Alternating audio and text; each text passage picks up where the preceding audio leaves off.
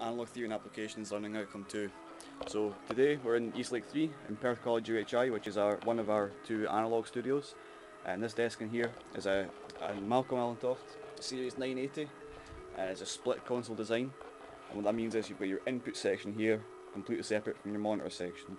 So for today, what we've got through here is there is a microphone underneath that piano going to one speaker.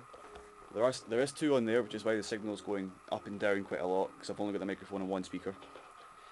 So to begin with, there's a wall box through there with 16 of the inputs, I think. Yeah, so we've got, because channel 1 was a bit funky, we've got this plugged into channel 2 today. So over here, it comes in on channel 2 on the desk here, and this meter here is your input meter for it.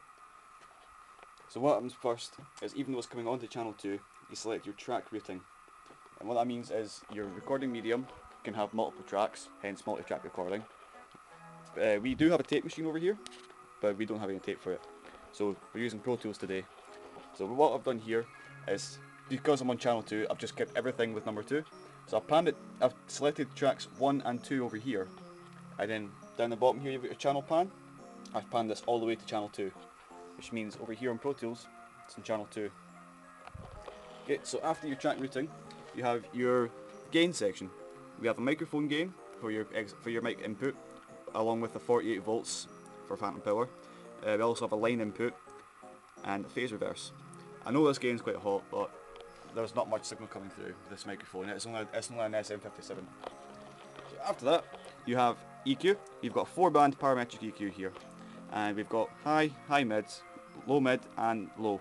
Basic 4-band EQ. You can select it with this knob here with the white dash on it, and then your cut and boost here is the one with the blue dash on it.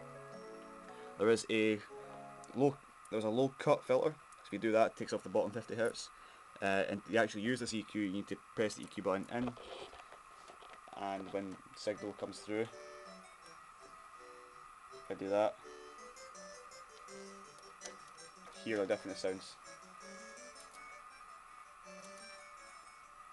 So anyway, after that you've got auxiliary settings.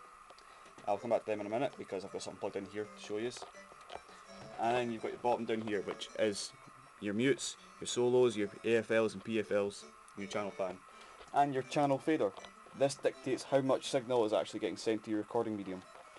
So from the desk, as long as we have this all the way up, it goes from the desk through to the machine room to one of our Avid HDXs, which is our analog digital analog converter and our input output medium.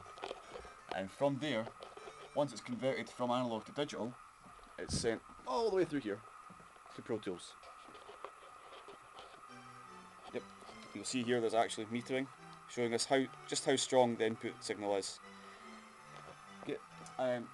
From Pro Tools, our recording medium, we send it back through to the machine room, back to the HDX, where it's converted once again from digital to analog, and it's sent back through the desk on the monitor section over here, which are these red knobs. If I turn this down, no signal. Simple enough. And then the actual control section for monitor 2 is here. This does confuse me sometimes because even though 1 and 2 are next to each other on fader wise, even though I'm using monitor 2, the actual control section for it is over here. It's just a little bit out of line, so it's a little bit confusing. But along with that, you've got the EQ again, you've got auxiliary settings again, so you can put reverb or compression on them or whatever. And you've got pans and a mute. And over here, this is our master for auxiliaries as well, which we actually have in operation. Monitor level is these two monitors on the wall, which I've just turned down. I'll turn it back up. And then alt speaker 2 has nothing plugged into it at this point, but alt speaker 1, if I turn this on, are these NS10s. NS10s have a different sound from these monitors up here, so you can mix on one monitor and then see how they sound on the other monitor, see if they sound okay or not. Just put the main monitors back on. Okay, so I said we'll come back to the auxiliaries. So what I've done is, for auxiliary 1, I have plugged in reverb. It's all the way up. you will hear an absolute ton of reverb in that. Don't know how clear it is in the video, but you should do. Just gotta turn it back down now. Aux 5 and 6 is also for our headphone mix. So aux 5 and 6 is sent through to the machine room again to our Q amp, which drives our headphones for sending back through to the live room. Okay. So the way that they work is auxiliary 1, this is the easiest one to explain. Because that's my reverb, what I've done is on the patch bay here, where you plug all your things in. From auxiliary 1 here, I have sent it along this cable to the Lexicon MXP 200. So it goes in on this side, it comes out here and back into channel 32. Because if I put reverb on this quickly, if I turn down channel 32, no more reverb. But this is the simplest way to add reverb into something. I'm just going to take that back out now. So along with that, there is also a driver for auxiliary 1, just up here. I could mute auxiliary 1 up here. That's the auxiliary master for auxiliary 1. But you'll hear there is still signal coming through from the main monitor mix over here. Okay, I'm just going to leave that muted now so we can get a nicer signal out of it.